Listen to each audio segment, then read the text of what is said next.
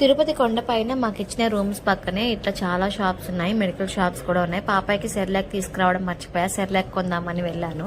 350 చెప్పారు, మనకు అక్కడ అయితే 250 రూపీస్ పడుతుంది. ఇక్కడ 100 రూపీస్ ఎక్స్ట్రా చెప్పారు. అందుకే నేను కొంచెం తెలివి ఉపయోగించి పక్క షాప్కి వెళ్ళి అడిగాను. వాళ్ళు వాళ్ళ సార్ని అడుగుతున్నారు ఎంత కాస్ట్ అని అడుగుతున్నారు. నేను టక్మని దీని మీద 250 ఉంది, 250 కదా అన్నాను. ఈలోపు తను కూడా అవును అని టక్మని సమాధానం చెప్పగా నెమ్మదినే తీసేసుకున్నాను. మా హస్బెండ్కి 100 రూపీస్ సేవ్ చేశాను అనమాట. ఎంతైనా నేను కొంచెం జీనియస్ కదా.